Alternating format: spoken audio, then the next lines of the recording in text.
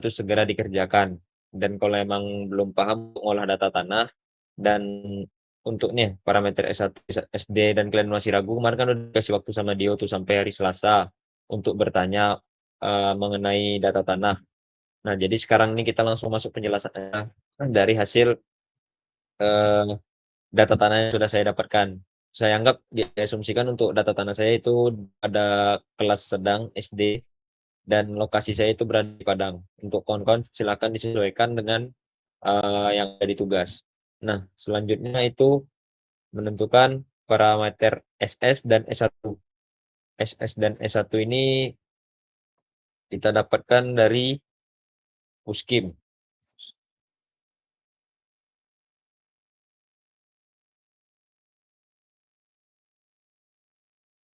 Kita cari dulu nama kota kita.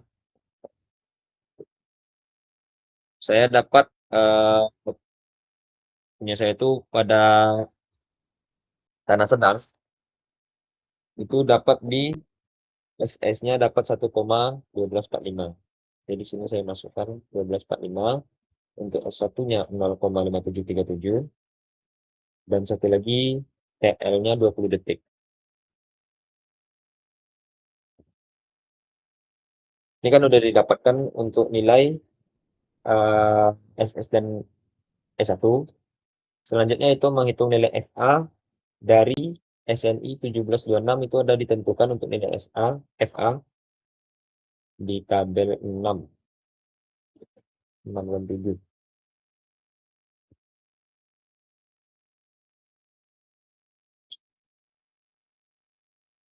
Nih, untuk menentukan nilai FA itu berdasarkan SS dan FV itu berdasarkan S1.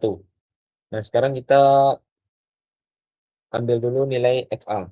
Nilai SS kita itu berada pada 1,1245. Nah, di sini kan nggak ada 1,1245. Jadi kita interpolasi aja. 1,1245 itu kan berada di antara 1 dan 1,125. Jadi kita interpolasi aja.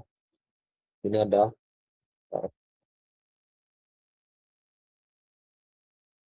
nilai SS kita itu 1 sampai 1,25. Nah, FA-nya dengan tanah sedang atau SD itu untuk yang SS-nya 1 itu 1,1 dan SS-nya 1,25 itu 1. 1. Nah, didapatkan nilai FA. Nah, didapatkan nilai FA itu 1,0502. Nah, jadi ini udah ngeling FA-nya sama dengan didapatkan FA-nya 1,0502. Nah, selanjutnya itu parameter FV. FV itu berdasarkan S1. Nilai FV kita itu sebesar S1 kita itu 0,5737.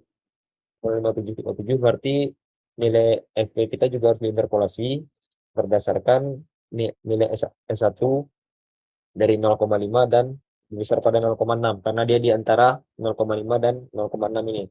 Jadi masukkan S1-nya 0,5, S yang kedua itu 0,6. Oke. Nah, untuk SD itu yang untuk S1 0,5 nilainya 1,8 dan yang 0,6 itu 1,7. Jadi di sini 1,8. Nah, didapatkanlah untuk nilai FP kita yang hasil interpolasi itu sebesar 1,7263. Ini udah ngelim dia. Oke. Sampai sini eh, selanjutnya itu kita menentukan nilai SDS dan SD1. Nah, sebenarnya di SNI kita harus mencari dulu SMS sama SM1-nya ya. Nih, SDS itu sama dengan 2/3 kali SMS dan SD1 itu 2/3 kali SM1. Nah, untuk menghitung nilai SMS itu kalau yang SMS itu F kali SS, SM1 itu FV kali S1. Di sini saya nggak ngitung SMS-nya, tapi langsung saya kalikan aja nih. 2/3 dikali FA kali SS. Nah, didapatkanlah 0,787 untuk nilai SDS-nya dan SD1 tuh 2/3 dikali FP kali S1 yang artinya ini SMS FP kali S1 nih. Didapatkan hasilnya 0,66 G. Nah, selanjutnya untuk T0 atau periode pendek, T pada periode pendek itu rumusnya di SNI T0. Nih, rumusnya T0 0,2 kali SD1 per SDS. Didapatkan 0,1677. Untuk TS itu SD1 per SDS. Didapatkan nilainya 0,8386. Nah, untuk TL itu kita ambil di situs Puskim. Nih, TL, nilai TL kita. 20 detik pada 20 detik untuk TL kita. Nah, udah dapatlah semua parameter yang kita perlukan. Nah, selanjutnya kita untuk buat grafik respon spektrum. Saya dulu.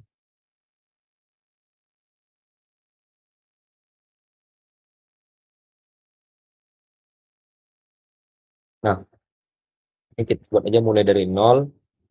Nah, 0.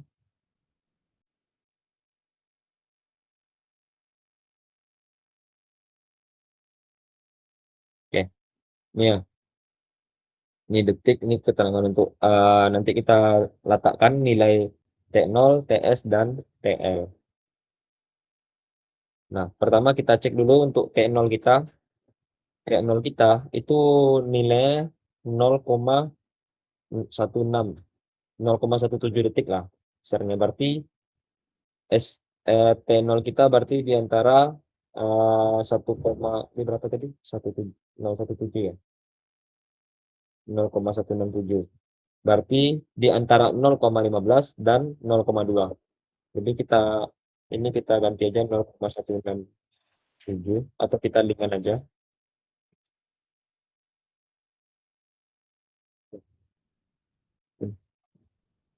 Ini kita buat T0.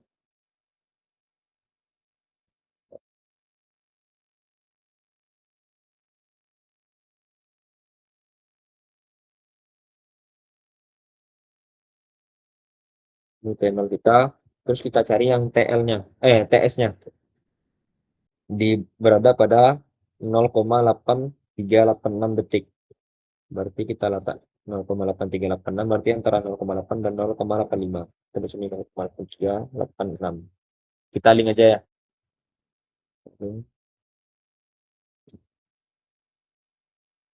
Berarti di sini kita turunkan yang 0,9 jadi 0,85. Ini 0,9.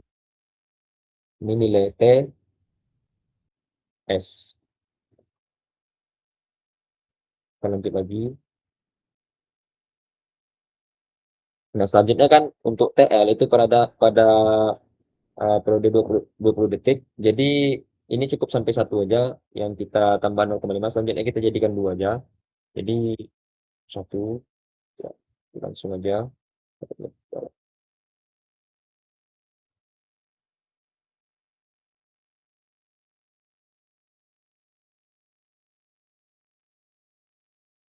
S. Nah, T0 kita berada pada 20 detik TL kita. Nih, udah dapat ya semuanya untuk T0, TS, dan TL.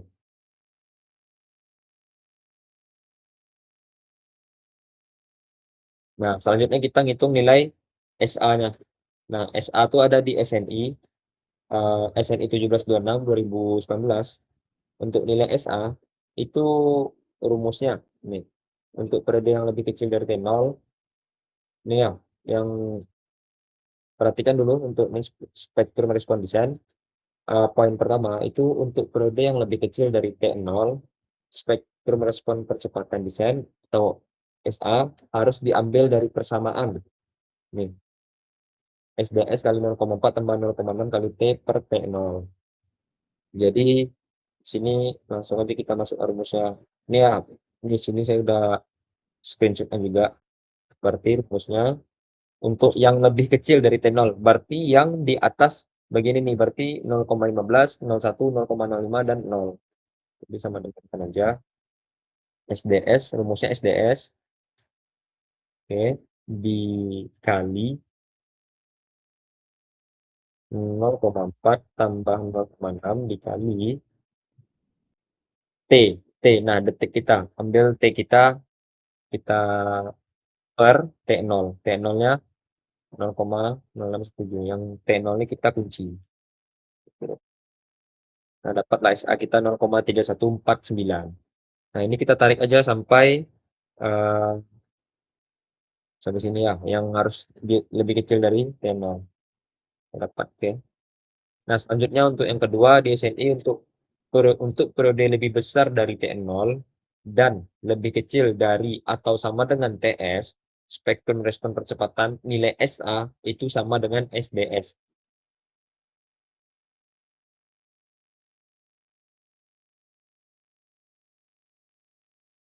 Oke, di sini perhatikan ya kalimatnya untuk periode yang lebih besar atau sama dengan T0. Berarti dimulai dari T0 sampai TS itu nilai SA-nya, nilai SA ini itu sama dengan SDS. Jadi kita link aja langsung. T0 sama dengan T0, SDS-nya 0,787, kita kunci, kita tarik sampai lebih kecil dari atau sama dengan TS. Berarti kita tarik ini sampai TS. Ini nilai SA-nya. Selanjutnya, poin nomor 3 itu untuk periode lebih besar dari TS, lebih besar dari 20 detik hasil dari Puskim tadi, tetapi TS ini sorry, TL yang dapat dari Puskim lah.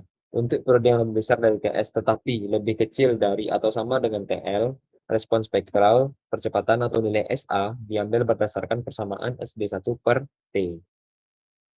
Jadi ini ya, ini dia sudah saya screenshot juga. Untuk yang lebih besar dari TS artinya dari 0,85 sampai nih lebih periode lebih besar TS tetapi lebih kecil atau sama dengan TL, artinya dari 0,85 sampai TL. Respon spektralnya nilai SA-nya itu SD1 per T.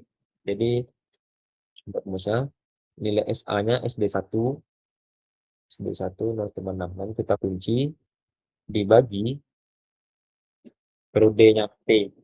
Nah, harap nilai 0,767. Nah, ini kita tarik aja sampai 20 detik. Terus kita dapatlah nilai SA kita. Nah, dari hasil perhitungan ini, kita dapatkanlah grafik respon spektrum desain kita. Nah, ini bisa kawan-kawan cek sebenarnya. Bisa dikontrol melalui situs Puskim. Mana Puskim tadi. Nah, kawan-kawan bisa ngecek, misalnya pada periode 5 detik. Nah, pada periode 5 detik, itu nilai pada 5 detik. Nah, nih, pada periode 4,996 ini kan udah mendekati 5 lah. Itu nilai SA-nya 0,131321. Kalau di kita 0,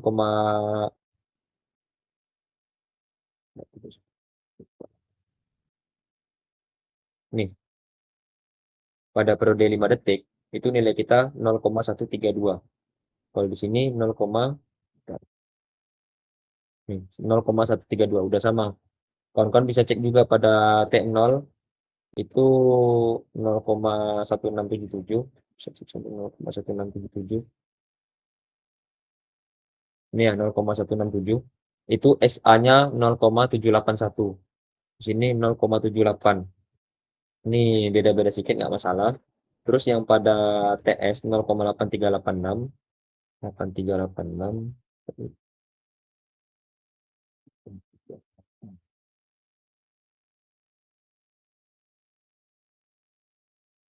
Nah, di kita anggap aja 0,84 yang mendekati nilai SA-nya itu 0,785. 0,78. Beda-beda sedikit karena di sini 0,8386 sedangkan di sini 0,84. Jadi sebenarnya kita di sini bisa ngecek lah nilai SDS dan nilai yang kita dapatkan ini apakah sudah sesuai dengan respon spektrum yang hasil dari Puskim. Nah, kan setelah kita cek ternyata sudah benar, berarti nilai kita sudah oke. Jadi untuk perhitungan yang di sini sudah selesai. Nah, selanjutnya itu kita inputkan parameter gempa untuk menghitung gaya geser dasar ekivalen kita. Ini kan sama kayak di apa ya? Di dim stroke. Ini untuk menentukannya ini berdasarkan SNI. Ini bisa dilihat ya semuanya. Di sini ada keterangan SNI-nya. Untuk faktor keutamaan gempa itu kita cek di tabel 3 dan tabel 4. Tabel 3 dan tabel 4.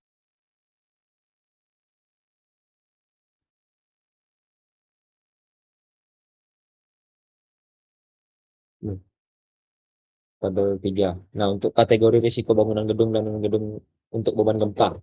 Saya di sini ngambil perkantoran. Untuk perkantoran itu berada pada kategori risiko 2. Nih, kategori. Ini gedung perkantoran. Nanti kon sesuaikan sama eh, fungsi bangunan kawan-kawan. Jadi di sini saya buat faktor keutamaan gempanya itu tergantung ya, tergantung risiko struktur. Jadi risiko struktur 2 itu faktor keutamaan gempanya berapa? Lihat di tabel 4 nih. Untuk kategori risiko 1 atau 2 karena saya berada di 2 perkantoran, berarti nilai faktor keutamaan gempa saya atau IE itu 1. Berarti sini buat 1. Nah, selanjutnya itu menentukan nilai R, faktor resisten dan defleksinya. Ini kita tentukan berdasarkan sistem struktur kita. Kita lihat dulu sistem struktur yang akan kita pakai. Pertama kita tentukan dulu KDS, pasal 65.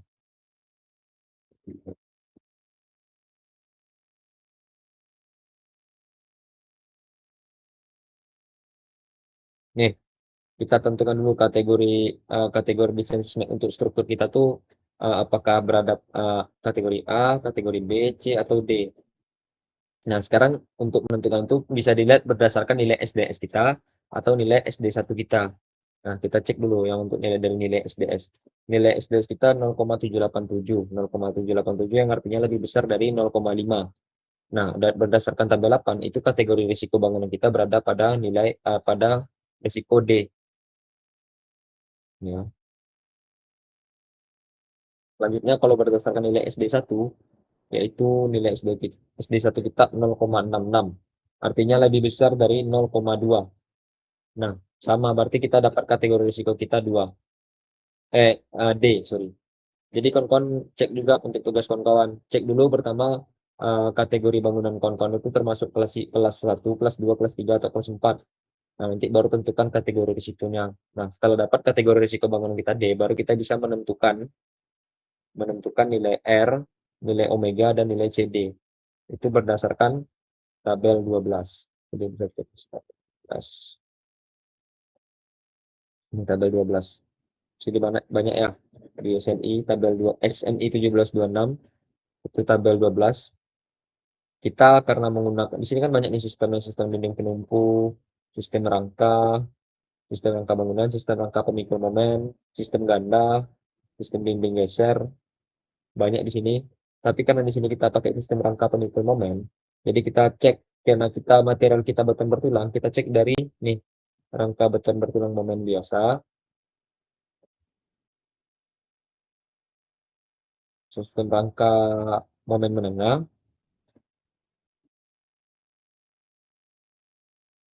dan rangka momen khusus.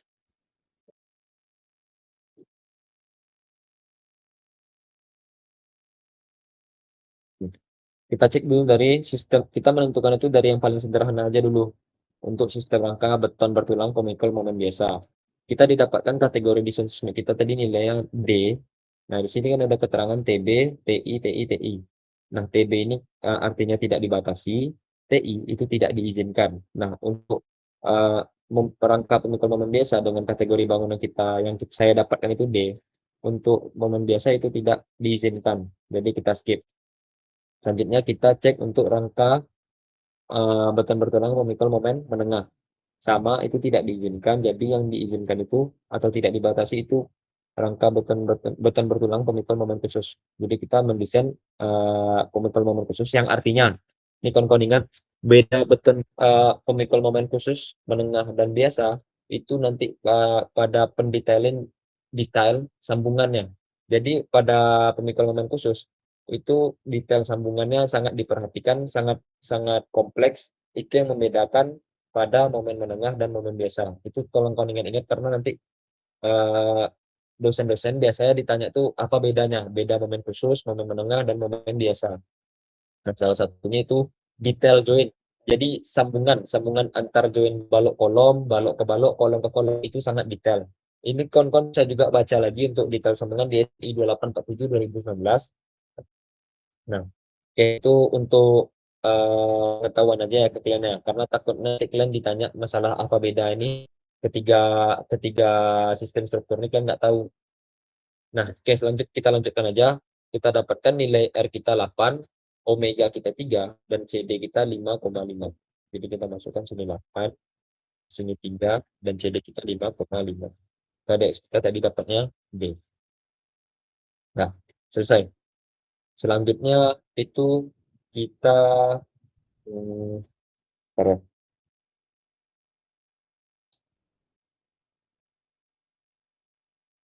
Silakan dulu.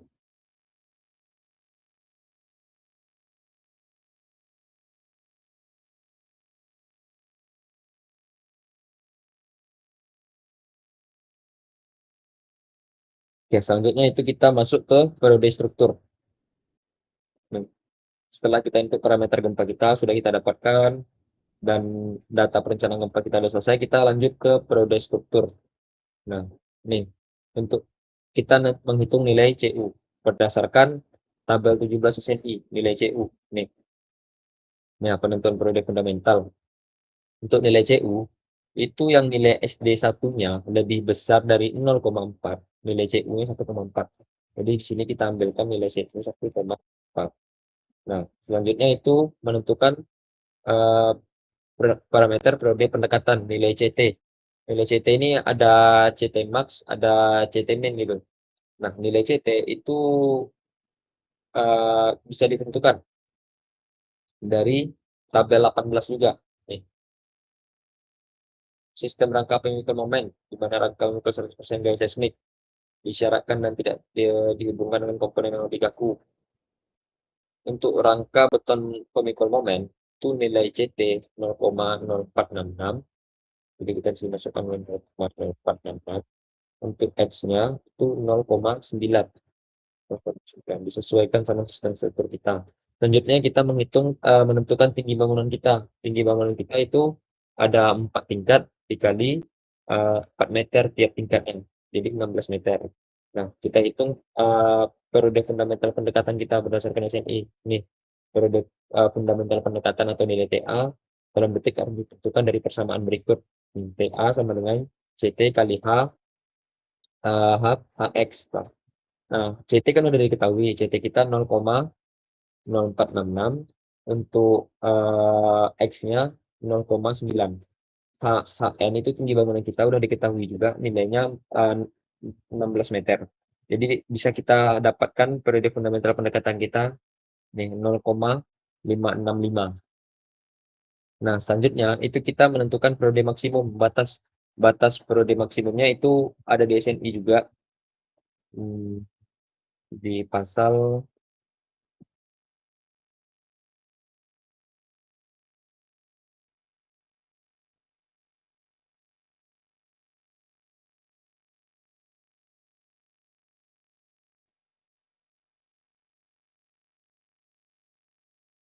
782.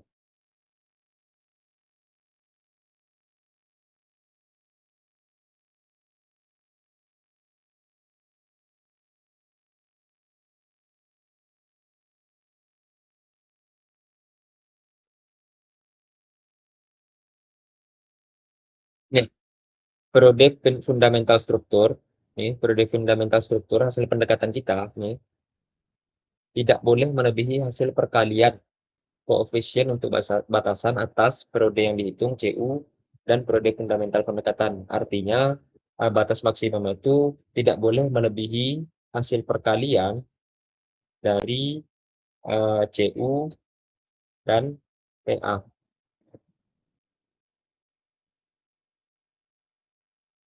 Di bentuk A.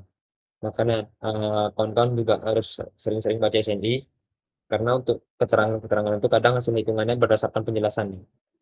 Nih, ingat ya, periode fundamental struktur tidak boleh melebihi, berarti ini batasannya tidak boleh melebihi hasil perkalian CU dan TA. Ini ya, CU dan TA. nilai Tmax-nya 0,791. Nah, kita udah dapatkan untuk uh, Tmax-nya. Selanjutnya kita cek juga yang hasil komputer. Hasil komputer itu maksudnya hasil dari hitungan etaps kita, berapa didapatkan. Nanti baru kita bisa menentukan nilai T yang akan kita pakai. Kenapa di hasil komputer itu saya buat arah X dan arah Y? Karena gempa itu bekerja pada dua arah. Nah, karena di sini makanya bisa dikeluarkan juga arah X dan arah Y pada etap. Nanti bisa juga di etap itu mengeluarkan arah Z torsinya. Nah, selanjutnya marilah kita ambil periode hasil analisis struktur berdasarkan nilai berdasarkan etap. Ya. Nah, untuk mendapatkan nilai parameter periode pendekatan itu, kita assign dulu untuk diafragma pada elemen horizontal, balok dan plat. Kita ring aja semua dulu. Terus kita, karena ini kalau masih diselect ya, masih terpilih, masih putus-putus garisnya, kita diselect dulu kolomnya, diselect dulu. Ya, ya. Selanjutnya kita masukkan diafragmanya, masuk ke sel diafragma, ambil yang B1, modify show. Nah, ambil yang semi rigid.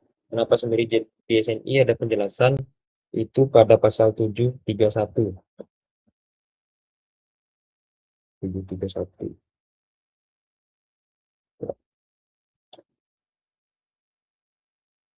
Ya. Analisis struktur nih untuk diafragma kaku atau rigid itu dapat dianalisiskan sebagai diafragma kaku ketika struktur tersebut tidak memiliki ketidakberaturan horizontal. Nah, karena di denah kita kan nih kita sebenarnya kan belum ngecek kan untuk denah kita nih struktur kita ini apakah termasuk yang tidak beraturan atau beraturan. Kita belum cek, itu sebenarnya nanti kita cek. Tapi karena di sini kita belum cek dan sebenarnya dari modelnya kita bisa sebenarnya bisa kita lihat sebenarnya ini bisa jadi ketidakberaturan karena di sini eh, ada simpangan-simpangan ya tiap bagiannya. Jadi kita asumsikan aja ini masih memiliki ketidakberaturan. Nah, karena masih memiliki ketidakberaturan, maka analisis struktur secara basic menggunakan perhitungan diagram yaitu asumsi pemodelan semi kaku. Nah, tapi kalau misalnya denah kawan-kawan itu sekadar persegi ya atau artinya beraturan, itu bisa langsung diidealisasikan sebagai diafragma kaku atau rigid. Tapi karena di sini kita belum tahu ya, belum tahu ini uh, beraturan atau tidak beraturan, kita asumsikan aja ini sebagai tidak beraturan dulu. Untuk main aman kita ambil aja pemodelannya sebagai pemodelan semi kaku. Jadi kita masuk lagi ulang sel diafragma. Ini modify, ini dari etaps ya, udah ada dari etaps, tinggal kita modify aja, ambil sebagai semi rigid. Oke, mulai. Oke. Nah, dapat masa bangunan titik pusat masanya.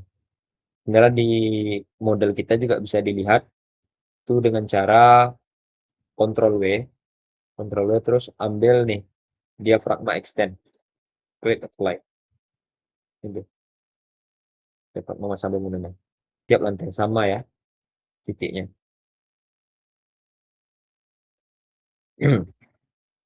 Nah, setelah itu eh, kitaran model kita ini itu klik analyze, set load testuran, kita ambil yang modal aja untuk mendapatkan nilai periode fundamental pendekatannya. Ini kitaran yang ini, kitaran 6. Ini dulu.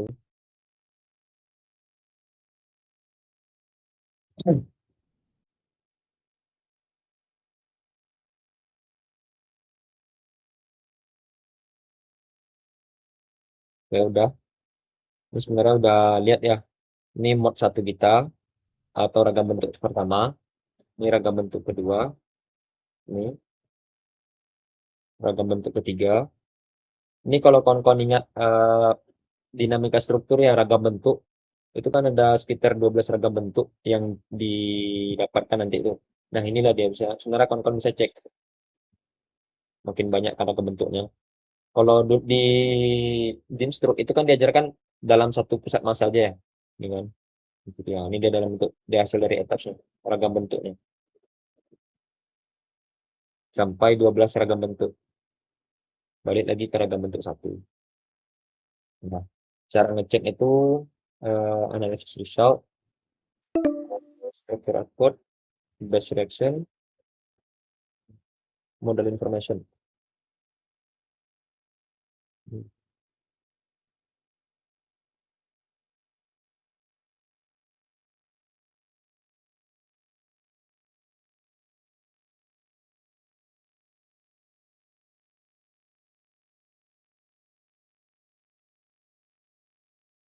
Ini ambil yang model partisi mass ratio so table. Nah, di sini cara mendapatkan nilai periodnya itu, nih lihat kan ada nih mod 1 sampai mod 12 ya. Nih, hingga nilai akhir itu 0, arah arah UY ya. Nih, kita ambil aja mod 1, mod 2. Cek pada periode 0,956 itu arah apa yang bekerja. Di sini bisa kita lihat arah yang bekerja itu arah X. Jadi tinggal dicek aja nilai apa yang paling besar. Nah, berarti pada arah itulah dia bekerja. Jadi untuk periode 0,96 itu arah X bekerja. Jadi kita ambil nih 0,956, kita masukkan ke Excel kita untuk arah X. Sorry. Untuk arah Y berarti 0,931. Nah, selanjutnya sebenarnya ada lagi 0,829. Ini sebenarnya pada arah apa? Ini pada arah Z. Pada arah Z 0,76211. Ini pengaruh terhadap torsi. Tapi karena kita tidak mempertimbangkan arah Z, kita mempertimbangkan arah X dan Y saja. Berarti ambil 0,956 dan 0,931. Oke, didapatkanlah nilai T hasil analisis etap. Ternyata analisis etap kita itu juga melebihi T max kita, yaitu 0,791. Yang artinya kita ambil itu nilai 0,791. Jadi ini sebenarnya diperhatikan aja untuk batas atas saja ya. Jadi ditentukan batas atasnya 0,791. Nah, cek nilai TA kita berdasarkan periode fundamental pendekatan sebagai batas bawah dan ini sebagai batas atas. Cek nilai hasil etaps. Nah, apabila nilai hasil analisis etap itu lebih kecil dari periode fundamental pendekatan yang TA ini, lebih kecil nilai etaps ini, ambil ini. Jadi ini sebagai batas bawah. Jadi kita mengacu ini sebagai batas bawah, TA ini, T max sebagai batas atas. Nah, nilai ini kita jadikan acuan. Nilai T dari hasil etaps. Apabila hasil nilai etaps lebih kecil dari batas bawah, pakai batas bawah. Apabila nilai etaps lebih besar dari batas atas, yaitu T max, ambil batas atas. Nah, tapi apabila nilai etaps itu berada pada rentang nilai batas bawah dan batas atas, itu berarti ada di antara batas bawah dan batas atas, ambil hasil analisis dari etaps nilainya. Nah, di sini kita dapatnya lebih besar, otomatis kita ambil yang atas T-max untuk sebagai periode pakai kita arah X dan arah Y. Oke, sampai sini ada yang mau ditanyakan nggak sebelum saya lanjut, kawan-kawan? Kalau nggak, saya lanjutkan aja langsung perhitungan untuk menghitung gaya geser dasarnya. Ada nggak? Bang, nanya Bang, Ya, kenapa kita nak memperhitungkan periode arah Z-nya gitu Bang? Sedangkan di etap kan ada nilainya gitu Bang. Pas kalau di arah Z itu kan KDS, gimana kan? ya Bang, kenapa tidak memperhitungkan yang periode arah Z-nya gitu Bang? Sedangkan di etap kan nilai Z-nya itu keluarkan Bang gitu Bang. Sampai Oke, Bang. untuk beberapa itu kan bekerjanya dominannya kan arah X dan arah Y kan. Z itu Hmm, kan jatuhnya yang vertikal ya, otomatis itu beban hmm, arah ke bawah. Yang artinya untuk menghitung beban gempa itu yang kita perhitungkan arah horizontal kan, karena Z itu arah vertikal. Bang. Nah, jadi hmm. makanya yang kita pakai itu yang arah X dan arah Y karena ini kan arah horizontal nih, gitu kan. Baik Bang, kasih Bang. Oke, sama-sama. Yang lain ada lagi kawan-kawan? Atau bisa saya lanjut untuk menghitung gaya geser dasar?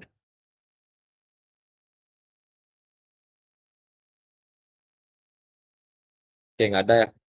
Sekarang kita lanjut menghitung gaya geser dasar static equivalent. Nah, untuk di sini kita buka dulu di pasal 78 ya. Nih, prosedur gaya lateran ekuivalen, gaya geser dasar seismik. Nah, gaya geser dasar dalam arah yang ditetapkan harus ditentukan dengan rumus CS kali W, di mana CS itu koefisien respons seismik dan W itu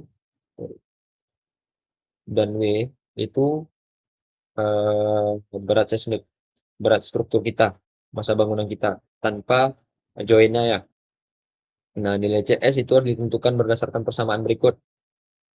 Nah, nilai CS itu SDS per R per IE. Nah, jadi ini ya, dari dapatkan saya udah link SDS per R per IE. Nah, selanjutnya ini batas atas untuk CS max. Untuk CS yang dihitung sesuai dengan persamaan 31 persamaan ini tidak perlu melebihi berikut ini. Untuk T kita yang lebih kecil dari TL. T kita kan lebih kecil dari TL ya. Ini T yang kita dapatkan. Sedangkan TL kita itu nilainya 20 detik. Jadi untuk T dengan lebih kecil dari TL, pakai yang ini untuk batas atasnya. CS SD1 per T kali R per IE. Dapatkanlah nih ya rumusnya. Apabila nanti kawan-kawan dapatkan nilai T-nya lebih besar dari TL, pakai persamaan ini. Tapi karena kasus saya itu T lebih kecil dari TL, pakai yang ini. Ini didapatkan CS max-nya. Ini yang arah X dan arah Y didapatkan. Selanjutnya menentukan batas bawahnya. Batas bawah tuh nih. CS harus tidak kurang dari 0,004 kali SDS kali E. Dan itu tuh harus lebih besar dari 0,01. Berarti ini CS-nya. Ini ya udah langsung ya. Didapatkan nilai CS min kita 0,00346. Di sini juga ada sebagai tambahan untuk struktur yang berlokasi di mana nilai S1 sama dengan atau lebih besar dari 0,6, maka CS harus tidak kurang dari ini. Kita cek apakah S1 kita lebih besar atau sama dengan 0,6. S1 kita 0,57, artinya masih lebih kecil dari 0,6. Ini tidak perlu disertakan, ini diabaikan aja. Sorry. Jadi kita pakai CS kita yang ini ya. CS min kita sebagai batas bawah kita. Nah, yang kita pakai yang mana? Yang kita pakai itu kita cek dulu. CS max itu lihat keterangannya ya. Tidak perlu melebihi keterangannya, tidak perlu melebihi berikut ini. Nah, jadi dia tidak diwajibkan. Jadi ini fleksibel aja untuk batas atasnya ini. Kita bisa pakai ini atau tidak. Nah, nilai CS kita kan 0,0984, sedangkan max kita 1,1043, otomatis masih di bawah nilai CS max dan masih di atas nilai CS min. CS min kita 0,03, CS max kita 0,1. Nah, nilai kita CS yang kita dapat itu 0,09, otomatis berada pada rentang batas bawah dan batas atas. Yang kita ambil yang mana? Kita ambil nilai CS kita sebagai CS pakai. Ini didapatkan ya. Nah, selanjutnya kita hitunglah berat seismik struktur kita yang kemarin. Sekarang kita coba ambil lagi. Sekarang dulu ya.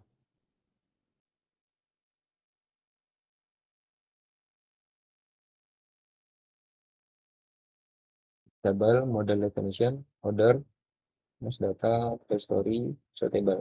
Nah, ambil sampai story 1 aja. Base jangan, karena ngitung masa bangunan untuk gaya geser seismik itu sampai lantai 1 aja. Kita copy, kita masukkan ke sini. Nih, dapat ya untuk masa bangunannya. Nah, W ini udah langsung, udah total dari ini. Ini kan masih dalam satuan kilo nih. Kita convert ke kilonewton. Didapatkanlah nilai masa bangunan kita itu beratnya 21092 kilonewton. Nah, selanjutnya kita hitung nilai gaya geser statik ekuivalen, gaya geser dasarnya yang berdasarkan rumus tadi, SNI tadi itu P sama dengan CS kali W. Jadi tinggal kita kalikan aja untuk arah X CS kali W, yang arah X-nya juga, yang VY itu W kali CS yang arah Y juga. Bang. U. Ini sama ya, 0, yang kita pakai 0,0084. Oke. Dapatkan nilai Vx dan nilai Vy kita itu 25,7 kilonewton. Sama ya, karena arah X dan arah Y nilainya sama yang kita pakai. Nah, selanjutnya kita cek gaya geser statik dari etaps. Kita cek hasil dari perhitungan etaps. Nah, gimana cara ceknya? Kita masuklah ke model etaps kita. Dan kita buka kuncinya. Ini saya coba matikan apa itu ya, diagram extendnya. Matikan. Ini juga kita bersihkan dulu. Sorry, untuk mengaktifkan tadi itu kawan-kawan bisa ke analyze, mana ya? Display. Kalau saya biasanya kalau untuk buka tab yang ini, itu saya klik Ctrl W. Nah, jadi kalau kawan-kawan mau extrude biar bentukan ini 3D, bisa di extrude. Sorry. Nah, sini. Nah, itu caranya Ctrl W. Ya. Nanti kalau kawan-kawan mau hidupkan diagram extend juga, diafragma extend. Oke, lanjut kita masuk ke mendapatkan nilai gaya statik dari etaps. Caranya gimana? Kita define dulu untuk bebannya. Bebannya itu kita masukkanlah beban gempanya. Statik X. Di sini kawan-kawan ambil sebagai seismik. Nah, lateral load-nya itu ambil yang HSCE 716. Kenapa? Karena ini adalah acuan SNI 1726 2019 dari kita gitu. Jadi inilah acuan SNI kita untuk beban gempa. Nah, add new load. Nah, ganti yang arah Y. Add new load. Nah, sekarang kita modify lah untuk bebannya. Karena ini kita modify arah X, jadi ini kita matikan yang arah Y. Jadi cukup yang arah X saja. Ini eksentrisitas rasionya dapat dibuat 0,05 atau 5%. Karena pada SNI itu ada keterangan untuk torsi tak terduga, torsi tak terduga sebesar harus disertakan. Jadi ada sebenarnya torsi itu ada torsi terduga dan torsi tak terduga. Nah, untuk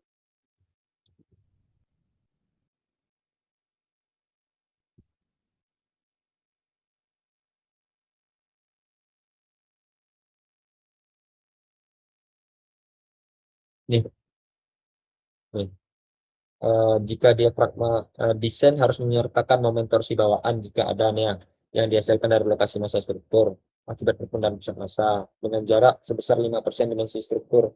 Jadi torsi ini harus tetap kita anggap ada sebesar 5%. Jadi makanya di sini dimasukkan 0,05. Oke. Selanjutnya ini periodenya, periode fundamentalnya itu ambilan dari Excel kita tadi yang tadi eh, 9. Dari SNI kita tadi yang tabel.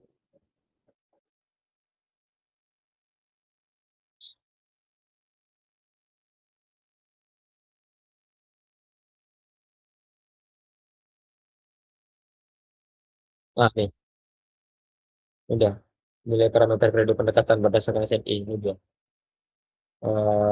time periodnya.